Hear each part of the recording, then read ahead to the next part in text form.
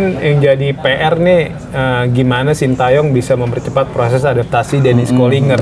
Apalagi jika Sintayong main jadi pola 3 back nih, Kollinger berarti kan harus cepat adaptasi karena kalau setahu gue tuh di Lokomotiva di klubnya sekarang klubnya nih lebih sering main. Jadi Rebic bukan ini ya, pemain berkualitas ya. Terbukti kan pernah main di AC Milan ya, Italia. Bisa jadi judul AC Milan nih kayaknya. Persija incer pemain AC Milan. Memang ya selama ya Persib membuktikan bahwa keputusan pembelian pemainnya itu tepat yang dibutuhkan dan mampu beradaptasi dengan baik di Super League. Mungkin Persija melihat di situ, wah bisa lah tiru-tiru dikit. Gak cuma Persib Bandung, Persija Jakarta juga sudah mulai aktif nih untuk mendatangkan pemain di bursa transfer musim panas 2026. Kira-kira siapa aja nih pemain yang bakal didatangkan Persija jelang musim baru di musim 2026-2027? Nah hari ini di podcast Kickoff, gua Ramdan Ibur akan mengulasnya lebih lanjut bersama dua jurnalis Okezone, ada Bang RH dan juga Bang Rifan Nasri. Siap. Sehat ya? Sehat.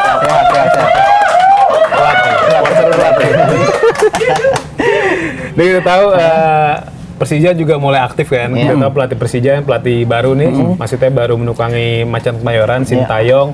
Dan kabarnya nih Sintayong nggak memprioritaskan pemain-pemain asal Amerika Selatan. Padahal di skuad Persija saat ini kan kita tahu ada beberapa pemain Latin, Brazil hitungan Latin karena Amerika Selatan kan.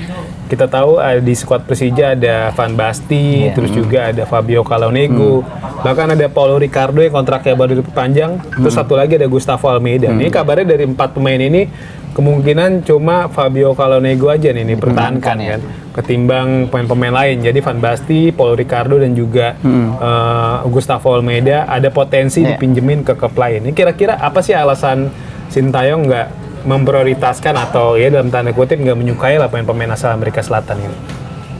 Menurut saya juga faktor Sintayong tuh lebih demen pemain-pemain dari Eropa dan Asia ya. Dia berapa kali tuh makanya suka ngambil dulu waktu di timnas ngincernya bener-bener pemain keturunan yang dari Eropa gitu. Itu yang ngebuat dia suka dengan gaya permainan Eropa. Apalagi isu-isunya kan dia mau kalau zaman Mauricio Souza kan Persija rasa Brazil. Nah ini isu-isunya kan Sintayong bakal ngebuat Persija rasa negara Balkan. Karena itu ke Eropa Timur ya. Karena itu Eropa Timur terkenal dengan kecepatannya, disiplin juga pemainnya, dan itu tekanan fisik juga sih ya. Jadi ya target utama Persija kan di tahun ini adalah juara, jadi dia butuh pemain yang sangat hebat gitu. Makanya mungkin menurut dia pemain-pemain yang musim lalu di Persija saat ini belum cukup untuk membuat Persija juara gitu. Tapi ada isu tertentu nggak kira-kira apa sih alasan STI itu apa ya? Kayak gue memang nggak suka sama pemain Latin karena kita tahu pemain Latin kan banyak yang nggak disiplin. Apakah itu bisa jadi salah satu faktor? Bisa jadi sih, karena waktu di timnas pun banyak pemain-pemain timnas tuh yang langsung dicoret tanpa ada peringatan atau bagaimana yang nggak disiplin gitu. Dengan gaya Sintayong yang seperti itu, dia nggak suka kayaknya pemain dengan Amerika Selatan yang bandel gitu. Jadi dia lebih baik dengan yang pemain Asia atau pemain Eropa yang disiplin tinggi gitu. Jadi ya jadwal latihan nggak telat atau bagaimanapun, pokoknya intinya disiplin. Karena itu STI suka pemain yang disiplin, dan potensi Amerika Selatan yang bandel itu kan lumayan terkenal lah ibaratnya gitu. Jadi itu bisa jadi salah satu alasan sih. Itu bisa jadi salah satu faktor juga. Akhirnya Peralta nggak merapat ke Persija. Kan isunya juga Peralta kan di kontrak ketika ST belum fix kan. Jadi ya itu kan keinginannya Persija kan. Bukan keinginan pelatih. Betul. Jadi ya mungkin aja bisa jadi ya ST tidak terlalu menginginkan Peralta tuh besar sih. Tapi ya rugi juga sih Persijanya kan. Peralta adalah MVP musim lalu ya, dengan nggak perlu beradaptasi lagi di Super League, dengan udah ketajaman yang nggak perlu diragukan lagi. Sebenarnya Peralta bisa jadi mesin gol banget nih di Persija. Jangan sampai pindah ke klub lain kan. Lebih apalagi klub rugi rival lagi. gitu. Nah iya, rugi banget buat Persija nih. Jadi ya harapannya sih ya Peralta tetap di Persija untuk menambah persaingan lah Tapi ya itu lagi-lagi STY isunya nggak suka sama pemain Amerika Selatan kan. Jadi menarik gimana? Gimana, Bang? Jadi kalau menurut gue ya ini baik lagi ya kalau kenapa dia nggak memprioritaskan pemain Amerika Selatan karena sebelumnya kan justru ya Maurício Sousa kan orang Brazil, pemainnya Brazil semua. Karena kan memang ada kedekatan situ kan, bisa jadi dia bisa lebih gampang, lebih mudah lah dalam menerapkan strateginya seperti itu. Dan itu dia diberikan keleluasan tuh oleh Persija tuh. Nah, bagaimana dengan STY? Ya STY juga punya datang dengan pakem sendiri, punya skema permainan sendiri. Dia kalau dia melatih itu kan dia timnya kan selalu punya daya juang tinggi ya. Pemain yang dituntut fisiknya bagus prima, pemain yang harus bertahan menyerang seperti itu ya. Ini STY dibebankan ya seperti target juara, tentunya dia untuk mengejar target itu ya dia punya keluasan membangun tim. Betul. Dan masalah kan ini pemain asingnya banyak ya. Ada semua selesai ada 10 ya. 11 pemain Brazil. Nah, ini ya PR STY. Bagaimana dia bisa mencari orang-orang yang sesuai skema dia. Seperti itu sih. Ya mungkin tadi ada satu ya dipertahankan ya. Mungkin ya sisanya tinggal 10 lagi. Tapi isunya juga Persija lagi tetap berusaha meyakinkan STY ini buat memaksimalkan pemain-pemain asing yang apalagi yang baru dikontrak kan. Mereka pemain bagus loh. Dia lagi juga paling panjang masih kontraknya. Lagi lucu juga kalau misalnya benar Peralta kemarin dikontrak, rumornya dikontrak sebelum Sintayong datang, unik. Maksudnya harusnya kontrak pelatih dulu, nanti baru dia yang kontrak. Tapi di Indonesia sebenarnya hal yang udah sering sih kayak gitu. Di Persib juga dulu pernah juga kan, ketika Persib pengen ngontrak Rahmat Darmawan tuh, banyak pemainnya udah lebih kontrak tuh, Aliudin siapa datangnya, RD nggak jadi ke Persib kan. Kayak ada sering ya triki-triki kayak gitu di Liga Indonesia. Ini terkait rumor transfer pemain Persija Jakarta, selangkah lagi mendapatkan back asal Kroasia. Ini tingginya nggak tanggung-tanggung, 199 cm. Namanya Denis Kolinger ya. Dia juga punya satu caps bersama timnas Kroasia. Dia menjalani caps itu di tahun 2017. Kita tahu kan di 2017 nama-nama top masih ada tuh. Bahkan masih ada sampai saat ini kayak Modric ya.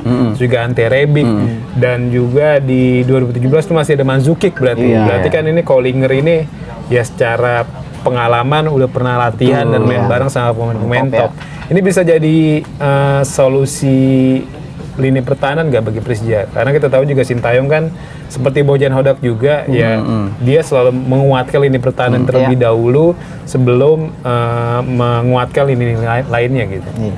Dengan usia 32 tahun, terus juga dia kapten kan di klub sebelumnya di Lokomotiva. Jadi ya dia sosok yang tepat untuk memimpin lini pertahanan Persija. Apalagi Persija butuh juara nih, udah bukan proses lagi, harus instan. Jadi ya itu dia mendatangkan back berpengalaman dari Kroasia untuk menjaga lini pertahanan Persija agar bisa bersaing melawan seperti Persib Bandung, Persebaya Surabaya yang lagi gacor juga. Jadi ya pilihan tepat sih Kolinger ini. Kolinger. Iya. Dia bisa jadi sumber gol bagi Persija juga kan. Betul, tinggi 199 cm. Kita lihat Elkan Bagotnya udah tinggi banget. Ini lebih tinggi lagi. Dan ya berarti 11-12 sama Yuran ya. Bisa jadi tambahan kekuatan bagi Persija. Kalau isunya Pratama datang, Persija tinggal pakai lemparan aja udah. Gimana Bang lihat Bang? Jadi Doni, kalau melihat skema STY kan selama ini kan 3 back ya.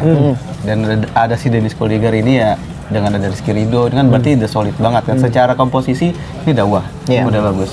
Tinggal bagaimana nanti perjalanan musimnya seperti apa ya kan. Dan ya dia sosok tinggi besar ya kan, ini bisa jadi ya momok juga buat striker lawan kan. Karena pemain besar ini kan ya sulit kan. Pasti dia juga jago dalam duel-duel kan. One on one maupun duel-duel udara juga. Jadi ya nggak cuma bisa kayak tadi dibilang, dia nggak cuma bisa menghalau crossing lawan, dia juga bisa menjadi cetak gol juga. Jadi sumber gol. Seperti itu. Sekarang mungkin yang jadi PR nih gimana Sintayong bisa mempercepat proses adaptasi Denis Kolinger. Apalagi jika Sintayong main jadi pola 3 back nih, Kolinger berarti kan harus cepat adaptasi karena kalau setahu gue tuh di Lokomotiva di klubnya sekarang klubnya nih lebih sering main pola 4 back dan itu kan berarti butuh adaptasi kan. Beda kayak Jai Ijas dulu ketika di Venezia dia kan main di 3 back, makanya ketika main di timnas pola 3 back lagi dia langsung Fasih ya. tune in tuh kan. Termasuk juga beberapa pemain lain gitu. Jadi adaptasi seperti itu. Terus selain Dennis Kollinger juga ada Kerim Memija nih. Kerim Memija saat ini bermain untuk Zrinjski Mostar di Liga Bosnia. Dia di musim lalu mencetak 2 assist dari 43 pertandingan. Ini kita tahu posisinya sebagai fullback kanan. Musim lalu kan Persija ada banyak pemain di fullback kanan kan, ada Bruno Tubarau, ada Fajar Fatur, dan akhirnya Rio Fahmi dipinjemin ke Arema kan. Ini kan berarti nunjukin kalau banyak pemain top, tapi Tubarau kan akhirnya balik ke Brazil dan kabarnya akan direkrut oleh salah satu klub Serie A Brazil. Ini bisa jadi solusi nggak atas kepergian si Tubarau, si Kerim Memija ini? Tubarau kan sebenarnya posisi aslinya kan winger kanan ya. Dia tapi bermain sangat baik sebagai fullback kanan, ya. Memija dari awal emang posisi terbaiknya ada fullback, jadi ini adalah pilihan yang tepat, yaitu untuk memaksimalkan sisi kanan dari Persija. Apalagi juga Memija ini walaupun usianya udah 30 tahun tapi dia tetap masih aktif. Musim lalu 43 pertandingan membuktikan bahwa dia masih sangat dibutuhkan di klubnya gitu kan. Dari menit bermain sangat bagus, daya juangnya juga sangat tinggi. Dia dikenal juga suka membantu lini pertahanan, jadi itu cocok juga dengan filosofi Sinteyong yang walaupun fullback kanan tapi tetap tugas utamanya adalah mempertahankan sisi kanan pertahanan Persija, tapi juga bisa membantu lini depan gitu untuk memberikan umpan-umpan. Apalagi dia juga beberapa kali assist ya. Musim lalu sama klubnya. 2 assist ya. Jadi ya untuk menjadi sosok pengganti Tubarau sangat cocok. Bisa jadi solusi ya untuk pengganti Tubarau. Gimana Bang? Karena kalau gue lihat ya Memija ini kan di kelompok umur Bosnia itu selalu masuk timnas ya. Berarti kan dia memang punya kualitas ya. Dan dia juga berhasil bermain di level tertinggi Bosnia di negara-negara Eropa ya. Seperti jadi ya secara kualitas udah ada. Dan ya itu kayak tadi yang pernah disebut, ST itu kan suka pemain dengan daya juang tinggi ya.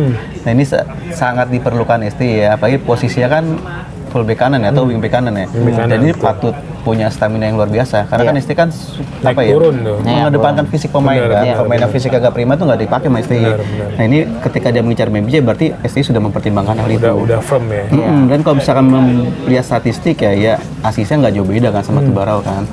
Ya mungkin gaya mainnya aja yang beda sih, tapi ya daya juangnya mungkin si Memija ini lebih bagus ya. Tadi kita juga udah bahas pemain Eropa Timur bisa Spartan kan.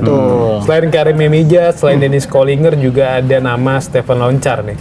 Ini Stefan Loncar ini bisa digadang-gadang nih sebagai pengganti Van Basten yang kabarnya akan dipinjemin ke klub lain. Tahu Stefan Loncar ini punya 11 caps bersama timnas Bosnia ya. Dan musim lalu tuh mencetak 3 gol dan 6 assist bersama NK Istra di Liga 1-nya Kroasia. Ini berarti kan nunjukin Stefan Loncar gelandang top lah di posisi nomor 6 kan. Kita tahu kan sebenarnya Persija di posisi nomor 6 tuh nggak jadi masalah musim lalu. Tapi yang jadi masalah bagi Persija tuh ada di barisan depan. Itu gimana soal Stefan Loncar ini? Untuk Persija musim ini kayak baik lagi butuh pemain terbaik untuk juara. Jadi menurut saya Loncar ini sangat bagus.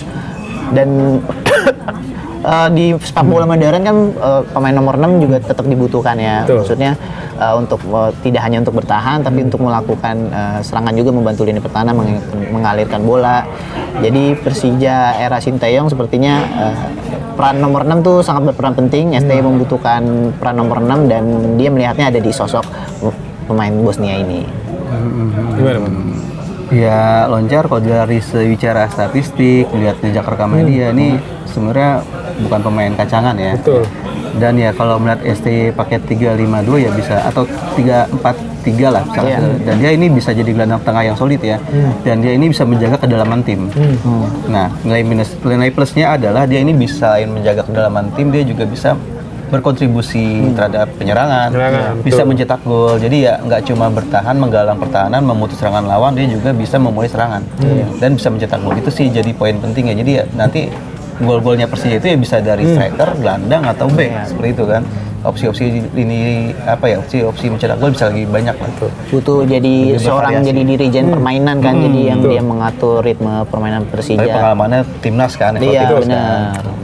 Satu lagi nih dari Eropa Timur ada nama Ante Rebic. Kita tahu kan Ante Rebic tuh pahlawan timnas Kroasia di Piala Dunia 2018. Saat itu dia mencetak gol-gol krusial, termasuk ngebantai Argentina di fase grup, dia ngegolin juga. Bahkan selalu tampil full tuh, termasuk di final ketika menghadapi Prancis dan kalah 4-2. Selain itu juga di level klub kan dia pernah main di tim-tim besar ya, termasuk di AC Milan.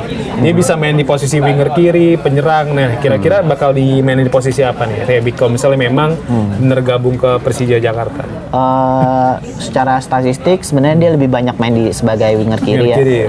Dia juga menciptakan gol nyampe 39 gol dari total 149 pertandingan sebagai winger kiri. Tapi golnya yang dicetak sebagai striker pun nggak kalah hebat. Dia 22 gol dari kira-kira 90 laga sebagai striker. Itu membuktikan dia cukup efektif ketika menjadi striker, dan sebagai winger kiri pun juga sangat bagus gitu ya. Mungkin kalau untuk di Persija, dengan kehadiran Persija yang masih belum lini depannya kan Esa Rataku barusan di panjang kontrak, ada juga Mauro Zistra. Ya, Ante bisa jadi solusi untuk lini depan Persija. Tapi di winger kiri juga menarik ya, karena itu yang salah satu posisi terbaiknya lah. Kita tahu winger kiri Persija musim lalu Maxwell kan. Maxwell kan udah hengkang ke klub Serie B Brazil. Tentunya Persija butuh pemain baru ya di posisi winger kiri. Oke, tapi Ante Rebic sama Marko Simic juga menarik.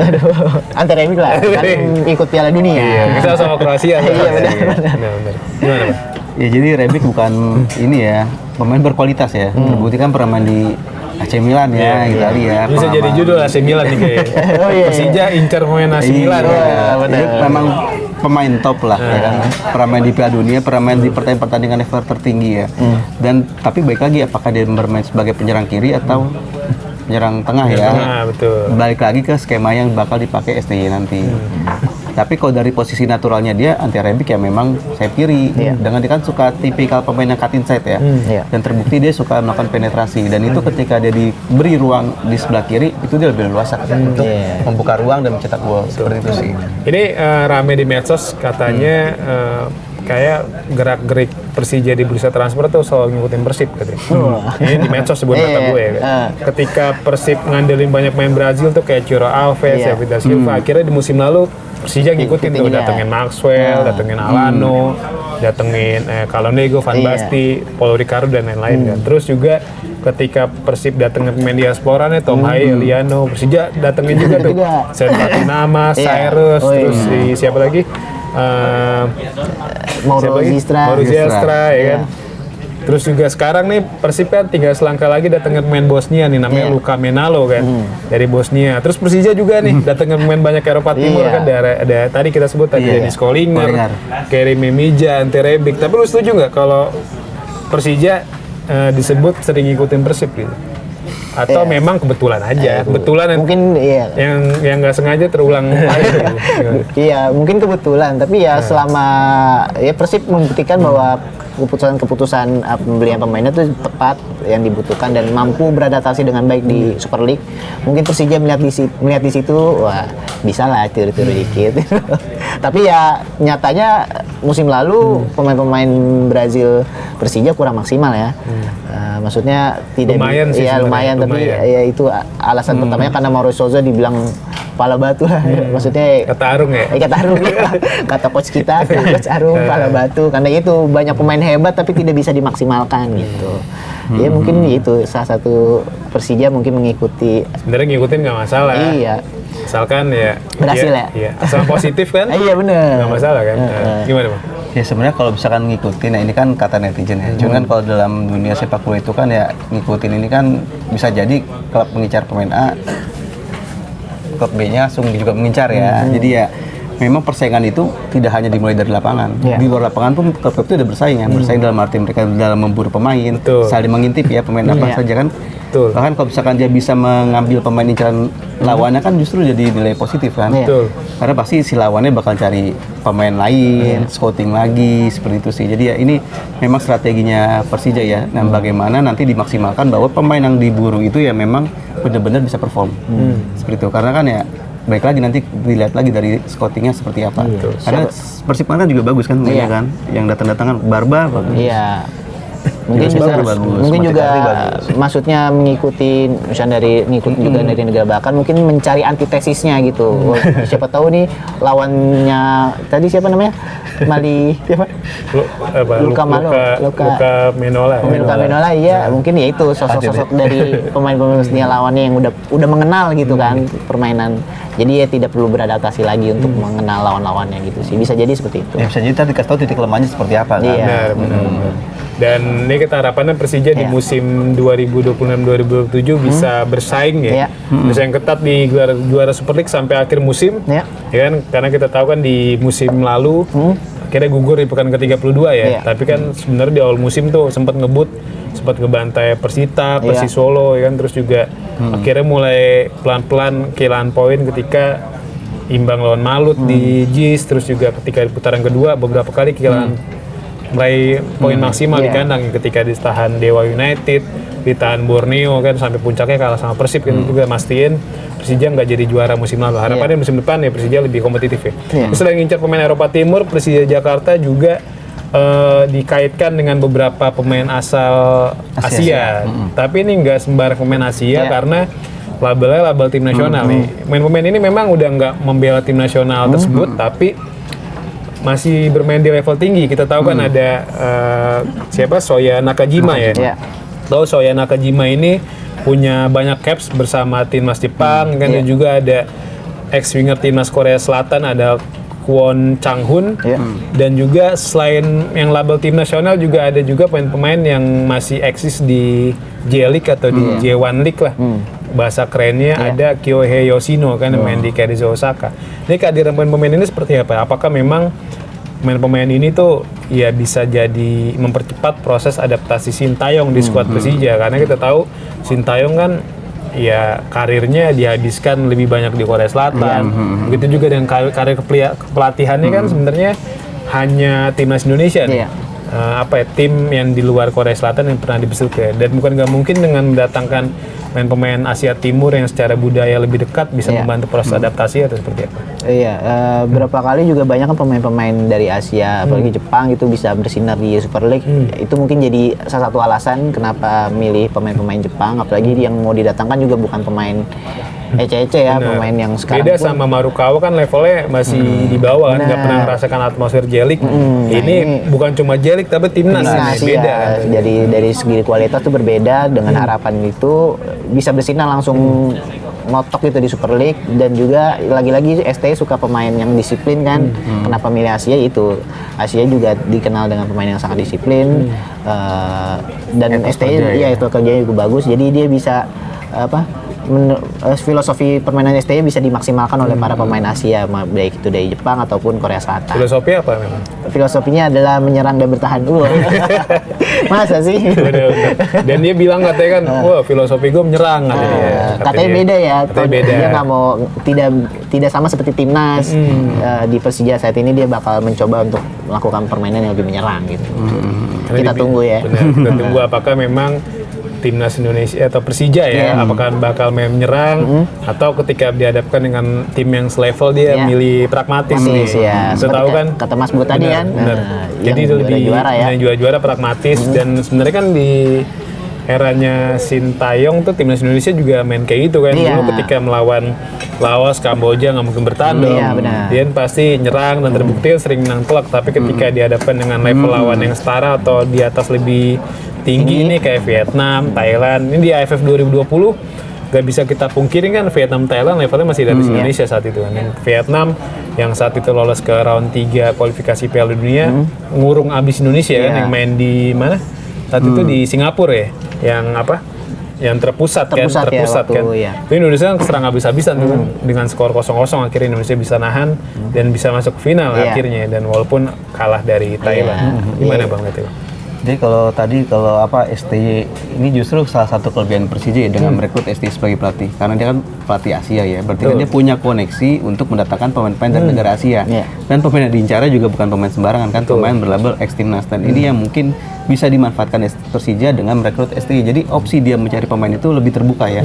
Gak cuma kalau musim lalu kan Brazil semua kan, kalau ini kan dia bisa membeli pemain dari Asia, Jepang, Korea, dan mungkin bukan, kau juga melihat justru sebaliknya bukan STY nanti membantu dia beradaptasi ya justru sebaliknya karena main Asia ini dengan ada STI itu bisa lebih Cepat moncer lah adaptasi. adaptasinya lah Iya. seperti itu. Karena kan STI kan kendala bahasanya kan dengan pemain Asia berarti ya Korea kan nggak ada kan, jadi iya. lebih lancar situ dan bisa jadi dia jadi penyambung lidah di lapangan. Nah seperti itu kalau misalkan dia bisa fasih bahasa Indonesia. Oh, iya. Jadi ya ini ya koneksi STI bisa nilai tambah lah bagi Persija lah. Tapi faktor utama Persija untuk mau jadi juara sih sebenarnya satu sih ya. Laga kandangnya harus bener Diperbaiki ya. dulu. Kalau masih pindah-pindah masih jadi apa namanya? Home base ya. Oh iya, home Pindah-pindah base-nya, venue ya. Jadi klub yang nggak punya kandang tetap tuh agak sulit karena kan harus diakui main di kandang kan beda gitu. Betul. Dan kita tahu Persib kan musim Iya. lalu aja dari 17 laga kandang 16 kali menang menang, ya. iya. Dan sekali imbang karena semua main di GBLA kan. Benar. Dukungan publik Banyak ya. faktor selain nggak ada pendukung secara langsung juga kan fisik pemain juga terkuras ya, terkuras, dengan betul. Kan kalau dia jarak-jarak. main di kandang kan supporter lawan itu kan pemain lawan kan bisa jiper juga Iya. kan. Tekanannya beda kan. Apalagi kalau main di JIS kan Nah, iya. antara tribun dan lapangan lebih dekat. Bener. Dan itu biasa juga ngaruhin mental kan. Iya. Dan di sesi preskon perkenalan Sintayong Iya. sebenarnya Presiden Persija tuh Pak Prapanca Iya. ditanya kan udah ngejamin kan yang Persija main Iya. di kandang terus-terusan nih sepanjang musim. Dia nggak bisa ngejamin tapi Itu dia. bakal berusaha Berusaha, ya. ya. Harapannya bisa kejadian ya. Iya, Maksudnya, apalagi isunya juga JIS kan mau ada nempel itu kan Ya, sponsor, betul. sponsor yang ikut ada di Persija juga kan. Jadi ya otomatis kan ada tekanan lagi kan kalau misalkan buat main di situ. Ya harusnya sih lebih tertata ya. Iya, benar. Harapan dengan misal ya udah gue main di JIS. Ya udah main di JIS aja terus. Iya. Gak usah main di GBK biar timnas atau konser-konser udah. Iya, benar. Fokus di GBK. Jadi JIS tuh ya fokusnya untuk Kandang ya. kandang Persija ya kan. Lagi sekarang udah ada itu stasiunnya kan, Iya, stasiun lebih- KRL. aksesnya lebih mudah lah. Iya, jadi KRL terus juga ya, ada JPO-nya juga kan. Iya. Misal kita parkirnya di Ancol itu buat jalan kaki di pantai apa Mutiara Iya, apa udah gitu. ada. Jadi jalannya Iya. buat ke stadion juga lebih dekat kan. Benar. Karena kan JIS itu di set bukan untuk pengendara ya. Iya, pribadi. Jadi, bukan untuk pribadi, bawa kendaraan Iya, pribadi. benar. Kita yang datang ke sana tuh harus naik alat Kendaraan transportasi umum, ya. umum karena memang parkirnya tuh Terbatas, susah, ya. terbatas kan. Kita harus parkir di sekitaran Ancol. Iya, Jauh parkir. Benar. Ini paling terakhir nih. ya Yakin nggak bisa juara di Super League 2026-2027? ya sejauh ini sih kayaknya masih agak sulit. Kita masih tunggu dulu pergerakan bursa transfernya Persija mendatangkan siapa saja. Terus juga kita lihat 10 pertandingan pertama dulu dari Persija. Tapi kayaknya agak sulit kalau menurut saya. Masih susah ya? Untuk menjadi juara langsung di tahun pertama ya. Kan STI di kontrak 3 tahun ya. Ya. 2 tahun plus 1 2 ya? tahun plus 1 ya. Opsi perpanjangan. Jadi kayaknya agak sulit sih buat juara. Jadi gagal dong juara di 500 tahun. Iya, 500 tahun. Ya kita tunggu di bursa transfernya ini sih. Kira-kira bakal dapat pemain-pemain hebat nggak? Ini kayak sih yang nama-nama kita sebutin tadi udah jadi. pasti ya. Yang Eropa Timur ya, kecuali Ante Rebic tuh jadi. Iya. Nanti Rebic. Kecuali Peralta juga belum Ya. tentu ya. Ternyata juga susah. Ya. Iya. Jadi susah. Menurut saya sulit. Tapi bersaing di 3 besar 2 besar oke lah. Tapi kalau peringkat 3 lagi gimana? Nah. Sintayong layak dipertahanin nggak? Bisa dipikirkan lah untuk manajemen Persija. Karena Tapi kan ujung-ujungnya lu buat apa ganti pelatih Bener. kalau ternyata hasilnya sama gitu. Walaupun sebenarnya Persija di musim ini kan di musim lalu Iya. poinnya 71 ya. Itu sudah lebih Rekor ya. baik ketimbang Persib Bandung ketika juara di Liga 1 Iya. musim 2004-2025 Iya. yang cuma 69 angka kan. Sebenarnya Mauricio Sousa sebenarnya udah bagus, Iya. cuma memang dia nggak dapat kesempatan lebih dari manajemen untuk mengeksplor lagi skuadnya untuk musim ini kan. Tapi kalau ganti-ganti pelatih terus, ntar diledekin Bobotoh terus karena Bobotoh ngeledek Persija adalah susah, nggak percaya proses klub itu. Ya tergantung manajemen aja. Mereka mau bertahan nggak sama itu the Jackmania-nya ya. Percaya proses atau pengen langsung instan. Karena timnas Indonesia juga dilatih Sintayong kan butuh proses tuh. Betul. Kita tahu Sintayong butuh sekitar 3 tahun dulu untuk membentuk tim ya kan. Ya. Walaupun kita tahu di Piala Asia 2023 pun kan timnas Indonesia sebenarnya pemain diaspora waktu itu nggak banyak Nggak kan. sebanyak sekarang. Cuma ya paling Jordi Amat, Iya. Justin Hapner, Elkan Bagot, Rafael. Rafael Strike, ya kan, Marjener, yang bisa dibilang sekarang pilihan kedua lah, kecuali Ivar Jenner. Tapi Ivar Jenner juga main karena nggak ada Tom Haye kan. Tapi kan sekarang level udah jauh banget dan terbukti kan ya pelan-pelan timnas Indonesia di bawah Sintayong naik level kan.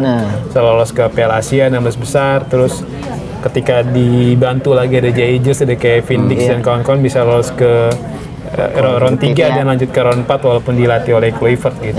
Gimana Bang lihat Persija di musim depan? Juara nggak nih? Kalau kita juara apa enggak ya, peluang juara itu terbuka lebar ya. Karena kan kayak tadi disebut Persija itu udah peringkat 3. Otomatis kan dengan perbaikan yang tepat, bukan nggak mungkin posisi meningkat kan. Apalagi tahun depan itu ulang tahun Jakarta ke-500. Nah ini bisa jadi dua sisi sebenarnya.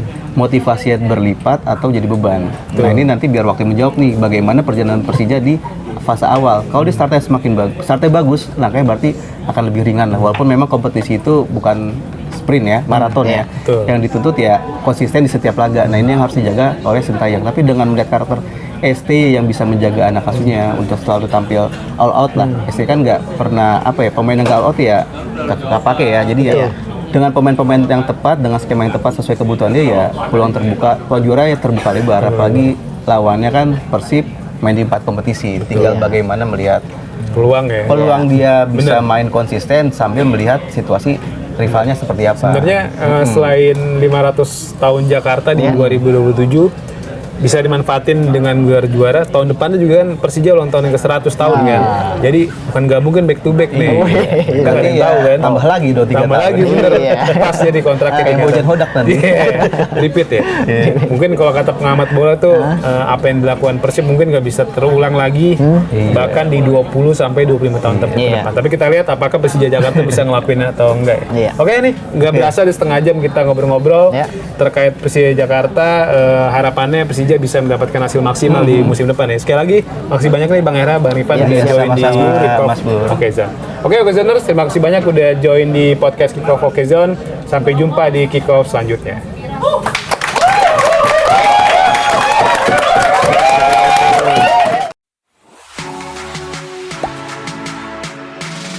Gak sempet baca? Dengerin aja, klik icon text to speech di okezone.com.